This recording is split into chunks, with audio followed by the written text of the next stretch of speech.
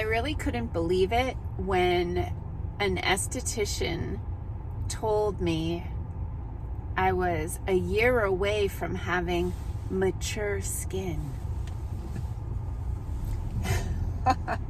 You work for tips, right? Anyway, I'm Dr. Patty Barch, a traditional naturopath, founder and owner of Naturally Unbridled Wellness and naturallyunbridled.com, where we focus on wellness solutions, not disease management. This is Down the Ridge with Dr. Patty, where I give you 7 to 10 minutes of holistic life and wellness information on my way to work.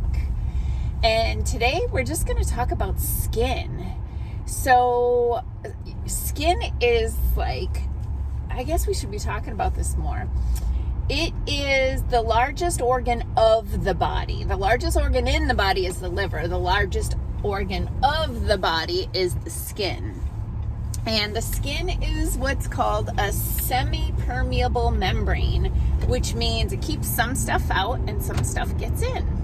And it's our number one defense against infections. So a break in the skin is how bacteria can get in there, and bacteria divide very quickly, and in a short amount of time you can have bacterial overgrowth, which is an infection, and that bacteria is eating your cells as food, and it's excreting waste, which some bacteria waste is toxin, for example, the Clostridium tetani. The toxin is that causes tetanus or lockjaw, and Clostridium botulinum is where Botox comes from. Yeah, you didn't know it was bacteria poop when you stuck it in your face, did you?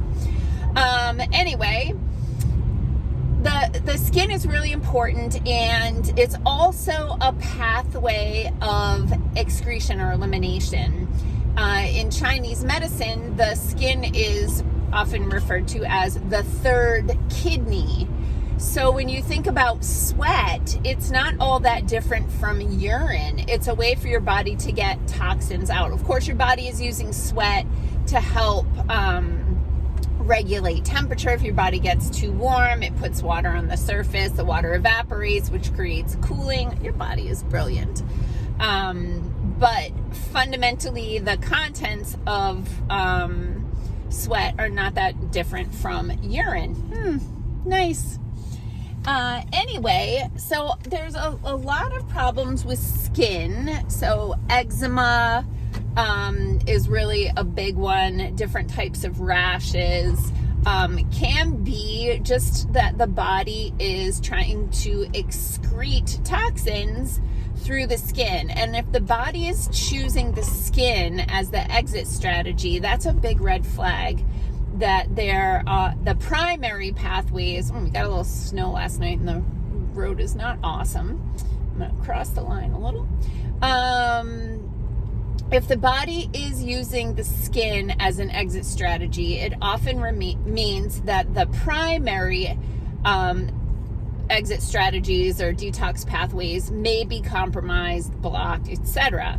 So the primary pathways of elimination are things like through the bladder and the bowels and the breath.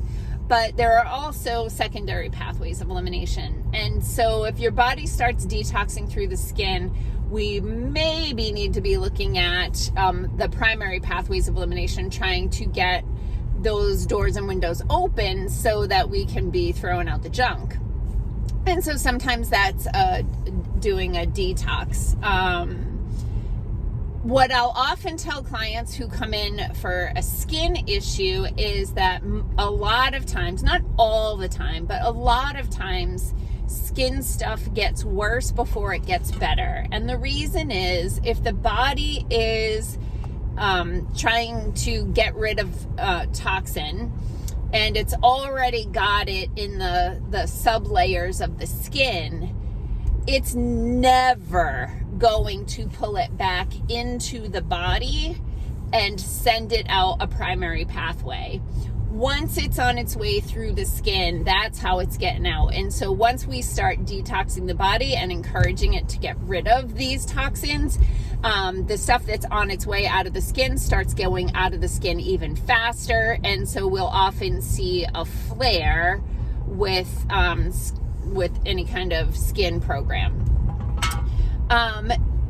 The biggest problem with the medical model is they often only address things topically. So steroid creams it's like unbelievable how often steroid creams are prescribed. And, you know, when people are extremely tortured with really itchy skin, you know, there's a time and a place for that, but it's not a solution.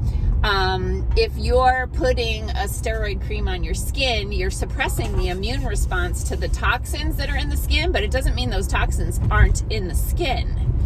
And so what happens when you stop using the steroid cream? The rash comes back.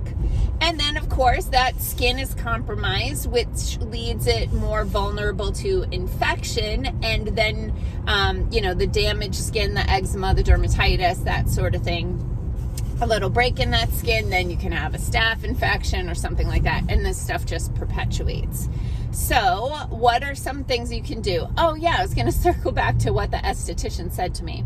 So when I had gone to this esthetician for a facial back in Massachusetts a long time ago, it was really maybe a year prior to me starting my journey to natural health.